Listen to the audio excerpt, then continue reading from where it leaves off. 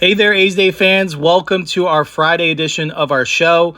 We have made it through another week and appreciate you all stopping by to kick off your weekend.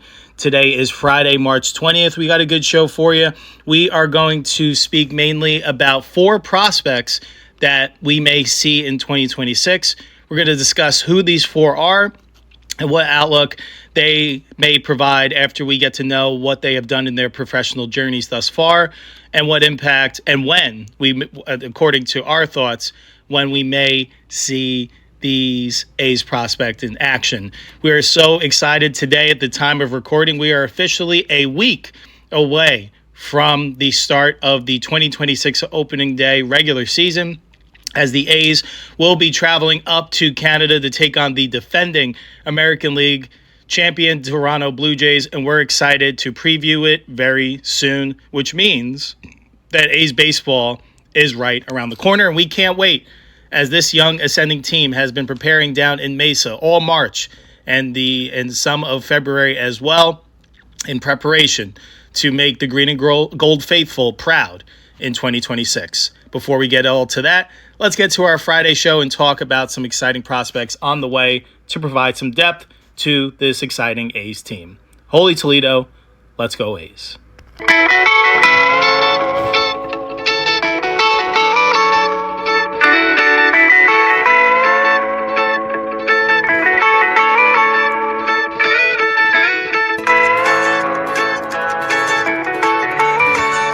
All right there, A's Day fans. Thank you once again for tuning into our Friday edition as we kick it off into the weekend, the final weekend without regular season baseball for quite some time. So get excited, A's Day fans and A's fans. We have been waiting ever so patiently. It seemed like the return of baseball was never coming, and here we are, very close. We are within a week. Get excited. The A's are going to put on a product that I feel we are going to be very proud about, but we'll get into that into an episode next week when we do our overall team preview and prediction to wrap up our series that we've been rolling out there, one per day, to capture our excitement and await our patience until we see our athletics in action. But without further ado, before we jump into today's show, just want to give you a reminder of where you can find us outside of our podcast episodes, which please continue to support us, listen to us, download, like whatever you can on wherever you listen to your favorite podcasts. Continue to listen to A's Day. We appreciate all of your support. In addition, check out all of our other content on our social media channels, on Instagram at A's Day Baseball Podcast, on X, formerly known as Twitter, at A's Day Baseball, and be sure to check out our YouTube channel for video edition of these episodes, as well as A's player interviews and A's baseball content experience pieces that have been and will continue to be posted throughout this year and for many years to come. And to become an official subscriber of A's Day, check us out on our Patreon site, patreon.com/A's Day. For just $2 a month, you'll be entered to win monthly A's Day t-shirts, A's autographed memorabilia, future A's game tickets, and so much more, as we are able to grow this platform collaboratively. All right, without further ado, let's jump into our first prospect that we want to talk about. And of course, we're going to head to the outfield and talk about the A's number 5 prospect, and Henry Bolte. Bolte, for us to get to know him a little bit, he is a native of Palo Alto, California, and attended Palo Alto High School. During the 2021 season, he had .304 with 5 doubles, 6 triples, and 3 home runs. In the following summer, he played in the area code games, and as a senior, Bolte batted .441 with 45 hits, 13 home runs, and 42 RBIs. Following the end of the season, he participated in the Major League Baseball Draft Combine. Bolte committed to play college baseball at the University of Texas. The Oakland A's ended up selecting Bolte 56th overall in the 2022 Major League Baseball Draft, and he signed with the team at the end of July, receiving a $2 million signing bonus. After signing, Bolte was assigned to the Arizona Complex Lead Athletics to begin his professional career, with whom he hit .212 over 11 games. In 2023, he played with the Stockton Ports and batted .257 with 14 home runs, 68 RBIs, and 32 stolen bases over 112 games. To open the 2024 season, Bolte was assigned to the Lansing Lugnuts. In July, he was promoted to the Midland Rockhounds. Over 123 games between both teams, Bolte hit .267 with 15 home runs, 73 RBIs, and 46 stolen bases. He returned to Midland to open the 2025 season and was promoted to the Las Vegas Aviators of the AAA affiliate in July. AA Midland, before his promotion in 2025, he hit .278 with 7 home runs, 42 RBIs, and 31 stolen bases in 80 games. Following that promotion to AAA, he performed even better, batting .300 at the AAA level with an .838 OPS, 10 extra base hits, and 13 stolen bases in 34 games. Across 114 games in 2025, he slashed .284 with a .385 on base and .427 slug, demonstrating elite speed with 44 steals and solid contact, although his power was somewhat limited by a wrist injury. Bolte played through that nagging wrist injury that began in June, which required a cleanup procedure in the offseason, but he still is ranked, like we mentioned, as the A's number 5 prospect. But as always with prospects, there's room for improvement. In Bolte's case, the A's would like to see him lower his 28.9% strikeout rate in his time in AA and AAA last season. Dealing with a wrist injury did not help him, but undergoing a cleanup procedure on the wrist, along with fine-tuning his mechanics, Bolte feels confident heading into 2026. He had an electrifying spring training, got a great opportunity to get some at-bats once again. He was invited to Major League Camp last year, but I think he made a lot more of an impact this season. From the discussions following his performance, it seemed like manager Mark Kotsay, it's more of a matter of when as compared to if he will crack the Major League roster. He was reassigned to AAA Las Vegas. Do not believe, just because of where the team is at currently, at the depth chart, they are loaded in the outfield. So it's all going to come down to a matter of performance. So if who the A's have at the Major League level do what they're supposed to do, where you have Tyler Soderstrom in left field, Denzel Clark in center, and Lawrence Butler in right, those are your bona fide starters. However, the only one that you're truly 100% all in on, I would say, out of that group is Tyler Soderstrom. Just because with Denzel Clark, he's electrifying with the glove, showed that he is one of the already defensive premier center fielders, but his issue is being able to stay healthy and getting it a little bit more consistent offensively with the bat. Whereas you can see a guy like Bolte, he can also play a strong defense. He has that elite speed, but perhaps can add a little bit more offensively. So that's something to keep an eye on early. If you perhaps see Denzel Clark struggle with the bat, perhaps you may see Bolte get a look in May or June by some means. Time will tell there. But then also look to right field as well with Lawrence Butler, who they gave a long-term extension, so Butler is going to get as much run as possible. However, if, as we all know, that 2025 was a disappointing campaign, if Butler runs that back and perhaps performs even a little bit worse than last year, or if that knee still needs some time for recovery for him to get back into the swing of things, perhaps then there could be an opportunity opening up for Bolte as well. I think that area would be a little less likely. I do feel Butler is bound for a bounce back. It may take some time for him to knock the rust off and to feel comfortable with that recovering knee. But I think when all said is done, we're going to see why the A's gave Butler that 7-year contract extension. I do think he will remain one of the cornerstone pillars of this franchise, and I think he's going to show it a lot more consistently this year. And then with that, you still have outfielders Colby Thomas and Carlos Cortez, which I'm sure they're not as high on either of those as compared to the future of Henry Bolte. Nothing against those guys. I think just how highly regarded Bolte is as a prospect and all the tools that he can add to a major league lineup is very exciting, especially the stolen base threat. This is an area where the A's have not flourished, it seems like, ever as a franchise since the Rickey Henderson days. So having right now your main stolen base threats are Butler and Clark, but now if you can add someone like a Bolte who stole 44 bases last year in the minor leagues, I know that isn't a direct correlation because the quality of catcher and the quickness of pitchers to the plate increases at the major league level, but you can see Bolte certainly has that tool in his bag and can add that dimension to a lineup that is already so dynamic. So how do you make it more versatile? How do you make this A's team offense more versatile? You add some speed to it. So definitely there's a lot of encouraging signs where we may see Bolte this year at some point, whether it's due to injury or someone struggling at the plate. I just still think over the course of 162, Bolte's trend has continued to look upward, and if he has another strong start at minor league this year, it's going to be tough to keep him away from the major league roster, as it seems like he's really knocking at the door. So expect to see him. I would say we'd probably see him somewhere around June if I had to guess, unless there's an early injury or anything like that. I do know Soderstrom was scratched from his last spring training start. I don't think it's anything significant, but something to keep an eye on, especially early on in the year. But if you see any injuries pop up, or maybe some guys get off to a tough couple months, then I feel like there may be a shift. Just like last year, around towards the end of May, it seems like the A's try to shake up their roster to avoid or to try to end that long losing streak. So perhaps if the team is in a tough spot and they're looking for some sort of offensive spark, I would probably say if you're going to see Bolte this year, mark your calendars around June without any injuries involved, I would say. So best of luck to Bolte. Hopefully he continues to tear it up. An exciting young star in the making, without a doubt. Speaking of another young star in the making who we will, I think, definitively see in 2026, which wasn't necessarily the case heading into or at the start of the offseason just because of how young this guy is, but he's made that much of an impression, of course. Talking about the number 4 prospect in all of baseball, Leo DeVries. He is the native of Azua, Dominican Republic, and he is just 19 years old, the middle infield shortstop.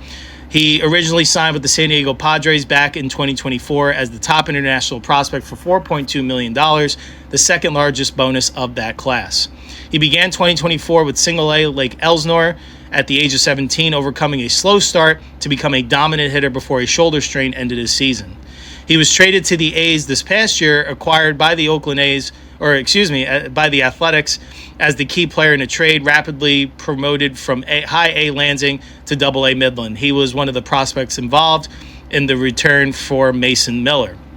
At age 18, he became one of the youngest players in Double-A, quickly adjusting to the high level by September, and he had a heck of a postseason going off as the Midland Rockhounds won the Double-A championship, and DeVries had his fingerprints all over it, hitting clutch home run after clutch home run, it felt like. He is frequently ranked as a top 5 to 10 prospect in all baseball between 2025 and 26, often listed as the A's number 1 prospect. He models his game after Jose Ramirez, showing a smooth, natural rhythm from both sides of the plate. Considering his status as one of baseball's truly elite prospects, it was set up to be nearly impossible for Leo DeVries to live up to the hype as he entered his first big league camp with the A's this year. Not only did DeVries meet those lofty expectations, but he also showed all the skills required to compete at the highest level, all at the ripe age of 19.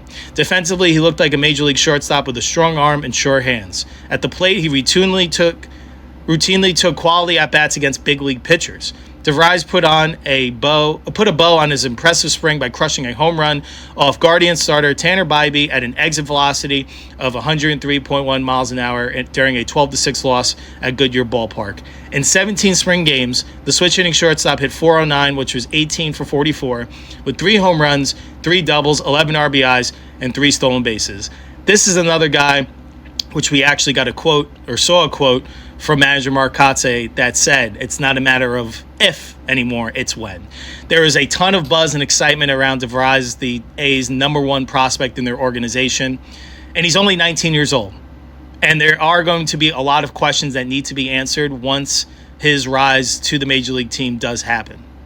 It's going to be very interesting, because it does seem like all signs pointing after the showing that he put on in spring training that his expected ETA has now been moved up to the middle of 2026, with signs pointing to him being called up around June or July. He's only 19 years old. He's not going to turn 20 until after the season. So that's crazy. That's awesome. I'm all for it. If the kid can play, the kid can play. And he showed it all throughout spring training, getting quality at-bats and getting quality contact from both sides of the plate against quality major league pitching all throughout Cactus League play. And he showed off the power, he showed the contact, he showed the plate discipline, he showed the defense, he showed the speed. If he can help this team win now, why hold him back? Why hold him in the minor leagues longer than he needs? I think it's smart to have him at least start the year down there, have him get a little bit more repetition against AAA pitching than he got last year. And once I feel like he adjusts to that level, because that's what it seems like his overall progression as a professional player has been. He starts at a level, maybe has up and down performances, struggles a bit, and then once he adjusts to that level quality of pitching, then you start to see his talent really take over. And he's done that at each level in the minor leagues thus far. Let's see if that carries into AAA this year, and if that's the case, I'm excited to see DeVries' arrival in 2026. It seems like it's going to happen. Like I said, mark your calendars, probably around July, I would say. But it's going to be very interesting because obviously you do know that you have the starting shortstop in the All-Star game from last year, Jacob Wilson, who you just signed to a long-term extension. What does that mean for his future? Well, what I think it means is that there's a possibility that Jacob Wilson is going to move over to second base, just because DeVries can offer a little bit more in terms of range and arm strength than Wilson, I think Wilson is still a strong defender, and I think perhaps could really benefit from the move over to second base. I think he'll even be a more fine-tuned second baseman. But then that begs the question, what does that do to Jeff McNeil? Well, then I guess you move Jeff McNeil over to third base, and then what does that say about Max Muncy? So I think it really does matter, too, how this team gets off to a start. And I know, especially a prospect, their progression to the major leagues isn't all dependent on how the major league it's if they've earned worthiness of their promotion, that they're going to find some room for him. So if DeVries is tearing it up at AAA this year, he's going to force his way into the major league roster. What I mean is that it may be difficult to have the A's do that in an ideal world if Muncy, Wilson, and McNeil are all firing on all cylinders and are having strong starts to the 2026 season. If that's the case, it's going to be tough to find a spot for either to put DeVries or to ask one of those guys to move into a part-time role. Now, this is baseball, and it's never usually a perfect world. So more than likely, one of those guys is going to perhaps fall into some struggles, and it's going to beg the question, who's going to be the odd man out in that situation? If I had to guess, I would say that McNeil would slide over to third, Wilson would be over the second, and DeVries at shortstop, which means Max Muncy potentially can turn into a bench player and more of a platoon guy. Now, we'll see, because also that could be dependent if there are struggles in the outfield or injuries or anything like that. You can also move McNeil to a corner outfield position, still moving Wilson over at second, having DeVries at short, and then Max Muncy stays at third. So it really does matter how the season is dictated and narrated. We don't know at this point. That's the beauty of the marathon of a baseball season. There's so many twists and turns. You never know how it's all going to shake out. But I will say the best players should be playing. And if DeVries is at a point where this team maybe needs a spark, I think DeVries would be at the top of the list of being able to provide that. So get excited. We are going to see, most likely, unless some extenuating circumstances, perhaps if DeVries has some regression to AAA or is battling injury or anything like that, knock on wood, hopefully that's not the case. If all signs are pointing as they are and the momentum continues forward and upward, expect to see Leo DeVries in the middle of 2026, the top prospect for the A's and the number 4 prospect in all of baseball. All right, let's move on. Let's talk about another prospect. Now we're going to head to the mound. We're going to talk about left-handed pitcher Gage Jump. He is a native of Aliso Viejo, California. He is entering his age 23 season, as he will be turning 23 in April. He is a 6', 200-pound left-handed pitcher selected originally by the Athletics in the second round of the 2024 MLB Draft. He is a former standout at UCLA and LSU. Jump is known for a high-spin fastball touching 97 miles per hour and a strong repertoire, pitching his way to AA in his first full professional season. Back in high school, he graduated from J. Sierra Catholic High School in California, where he was a top 50 prospect.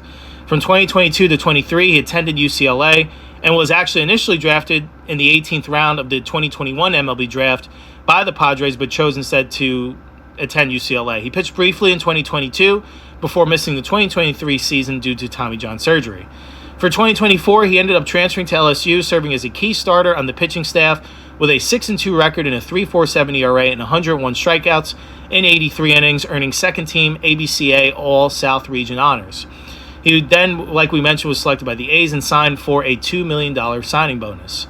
He began his professional career with the high-A Lansing Lugnuts, quickly earning a promotion to the AA Midland Rockhounds after dominant performances.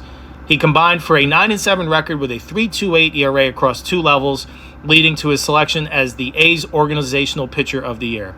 He features a 4-pitch mix, a deceptive fastball, a low 80 slider with high miss rates, a downer curveball, and a changeup. So Gage Jump, he got his first taste of Major League action in terms of spring training camp, and I thought he fared very well. You got to love the way he commands the strike zone and works his repertoire up and down each opposing lineup. What I'm looking for is to see him work ahead of hitters a little bit more consistently. You can see when he lost a little bit of confidence and conviction, he fell behind and got into some hitter-friendly counts. But all in all, some pretty good marks. He was reassigned to AA this year once again to kick off the campaign. But don't be surprised if we see Jump perhaps be more of a September call-up. I think the A's, with where they are at in terms of their starting pitching rotation, are in a pretty solid spot. They've got 3 veterans at the top and then rounded out with Luis Morales and Jacob Lopez, and then also having guys vying like a JT Ginn and Gunnar Hoglund. I think you have plenty of depth, at least with all injuries aside at the time of recording. But I think Jump showed why the A's organization is very excited for him to perhaps be the next great lefty in the A's organization. And we may see him at the back end of this year. Now, if there is a need where if there's a combined of ineffectiveness and pitchers are dropping like flies, then we may see Jump's timeline get sped up just a little bit. He does look ready, and I do think he could use a little bit more polishing in terms of his secondary pitches with 2 strikes against professional hitter or major league hitters.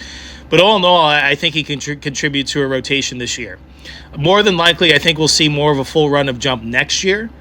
I think they wouldn't mind seeing another year of grooming for him and for him to get some AAA experience before getting that call. But all in all, I would say there's a lot of encouraging signs that Gage Jump is going to be another exciting pitcher for the A's to introduce to their rotation sooner rather than later. Something I'm going to be interested in seeing is how does he adjust to pitching in Sutter Health Park, because that did seem to be a shock to a lot of A's starting or pitchers as a whole last season. So you wonder if any of these young guys would get shell-shocked at seeing the ball flight at such a significant difference. I will say, for these younger guys pitching in minor league parks, I'm sure maybe they are used to some of these conditions, and it may not be such a shock as to compare to some of the veterans.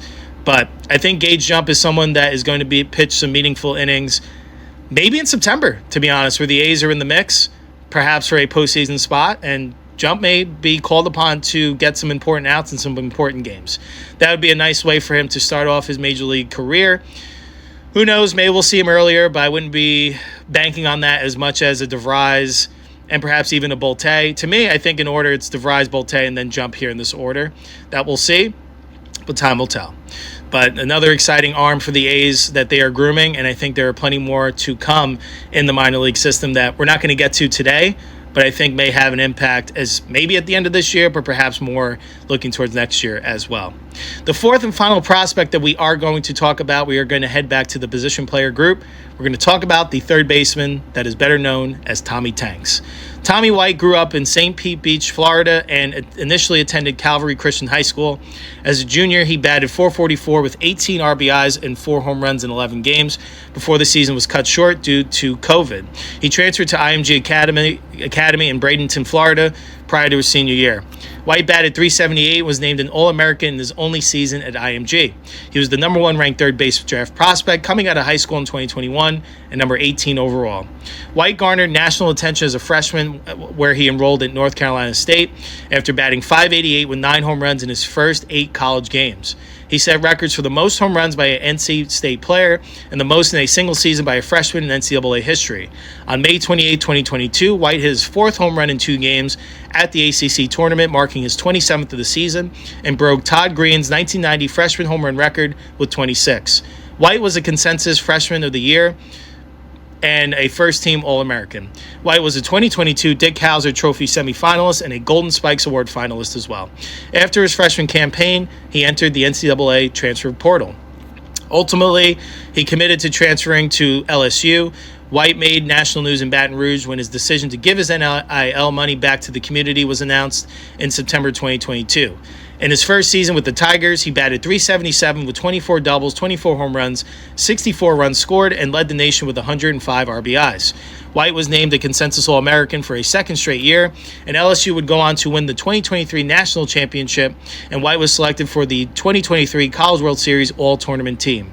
In 2024, he batted .330 with 24 home runs and 70 RBIs, and was named second-team All-American as well as All-SEC Conference as a junior. White was a 2023 Golden Spikes Award semifinalist once again, and a 2023 and 24 Dick Howser Trophy semifinalist. White finished his college career ranked number 8 in NCAA Division I history for career home runs with 75. He was only the 4th player in NCAA Division I history to reach the 75 home run mark in 3 seasons. The others are Pete Incaviglia of Oklahoma State, Frank Fazzini of Florida State, and George Canal of Virginia Tech.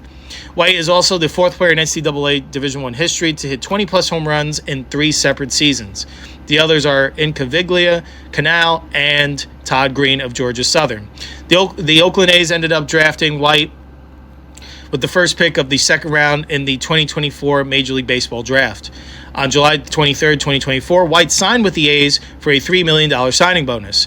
White was assigned to the Stockton Ports of the Single-A California League to begin his professional career. Over 25 games, he had .224 with 2 home runs and 14 RBIs. To open up this past season, White was assigned to the Lansing Lugnuts of the High A Midwest League.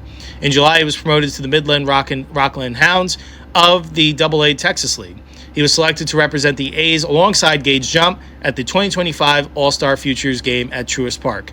We were treated to Tommy Tanks as he was also invited to Major League Camp this year, and he hit 2 home runs in that big league weekend action series against the Angels in Las Vegas. Put his stamp on an electrifying spring training with his power display, and he's a very interesting candidate. I know there are a logjam of guys that are vying for the starting third base position currently on the A's roster, but to be completely honest, none of them are really jumping off the page. I know Max Muncy has had a fine spring, as did Darrell Hernandez, but so did Tommy White. And it's very interesting. I know he was reassigned to the minors, but very interesting that he was someone we didn't know exactly what his timeline looked like. It looked like that had been moved back to next year. But I think with how he has finally adjusted to professional pitching, and you're starting to see that power come in bunches, perhaps if the A's don't like with what they have out of their third base position, that we can even see a Tommy White at some point this year. I think the only reason where we might not is because of the shuffling with Leo DeVries. Because if you have DeVries at short, then you're going to move Jacob Wilson to second and then McNeil to third. And if that's the case, you won't see Tommy White this year. I think, to be completely honest, I could see him as a September call-up just to get a first taste of the big league action, but he would probably be the least likely that we would see this year. And it's not against anything that he has done. I just think there's a logjam at third base. And then also with how the middle infield may be shaking out, he just may not have that opportunity right now. I would say to see Tommy White in more of an opportunity to see him at big league action would be next year. Because if there is a case that you don't bring back McNeil next year, then there might be an opening where you basically have third base open for open competition once again. Because you have Jacob Wilson at second and then DeVries at short. Then obviously depending if Max Muncy goes out and has a fine 2026 campaign, he'll have the inside track once again, but you'll see Tommy probably get more of an inside track of getting a legitimate shot at being the everyday third baseman. Really speaks to what the future of Darrell Hernandez is going to look like as well. But I think Tommy White's on the way. I think you just got to see him put it together a little bit more of contact ability against professional pitching and see a little bit more consistency with the glove. But once those two really get primed up, I think Tommy White's another exciting bat that could be a corner infield help in the near future. I just think it may take him a little bit longer. In a lot of other organizations, you'd probably see Tommy in the middle of summer this year. But I just think with where the A's are at in terms of their position player group, it may take them a little bit longer. But that serves to speak to the quality of depth that the A's have on the offensive side of things for their major league roster. And with that brings us to the close of talking about 4 prospects today for this Friday edition of our show, but also continue on with the A's player preview and prediction. And with that brings us to the conclusion of our Friday show of A's Day. We appreciate you stopping by, hearing our thoughts on some exciting prospects that are on the way. We talked about the outlook of Henry Bolte, Leo DeVries, Gage Jump, and Tommy White. These are all guys that are continuing to develop in the A's minor league system and are on their way to help the major league team get back into the postseason and usher in a new era of championship-type baseball for the A's. I think we'll see DeVries very soon. I think we'll see Bolte this year as well. Gage Jump probably September call-up, and Tommy White probably next year. But it's exciting to see. These are just 4 guys that we had to talk about. There's so many other promising prospects that are coming in this A's farm system that there's just not enough time in the day to research all of them for one show. We'll certainly talk about them all throughout the year, especially if they're putting up impressive campaigns during their respective minor league seasons. But the A's are in a great spot organizationally for the present, but especially for the future. There's a lot of good A's baseball on the way. We're excited to be here to cover as much of it as we can. Thank you for stopping by today for our Friday show, but also continuing on with A's player preview and prediction. We will be back behind the mic once again for our Tuesday show, and it will be our regularly scheduled show for the last time before opening day baseball kicks off on Friday for the A's. But just to give you a little bit of a preview of what to expect. So Tuesday, we're going to discuss, we're hopeful that the A's roster will be revealed by then. They may make some final changes to it Friday morning, Thursday, or during the day Thursday. But I feel like we'll have a pretty clear picture of who's making it and who's not, at least out of spring training. And then we'll also continue on with another edition of A's Player Preview and Prediction. And then we are going to conclude that episode doing our first opening series. We're going to do our first series preview. It's going to be our opening day edition. It's going to lead us prior to our team preview and prediction, which will be released on Friday morning. So very exciting. We're going to break down the matchup as the A's are opening up the 2026 season against the Toronto Blue Jays. We'll give you the matchup. We'll give you the start times. We'll give you our thoughts. We'll give you a prediction, all of that good stuff that we did last year, but extend upon it a little bit more for your entertaining purposes and for you to have a good understanding of what you can expect going into each opposing matchup. We're excited to be getting back in the full swing of things, and we appreciate you staying patient with us as we can see the light at the end of the tunnel. Baseball is on the way. Take care, everyone. Hope you all have a great weekend. And like I mentioned, we'll be back behind the mic for another edition of A's Day for Tuesday's show. Take care, everyone. And until next time, Holy Toledo, let's go A's.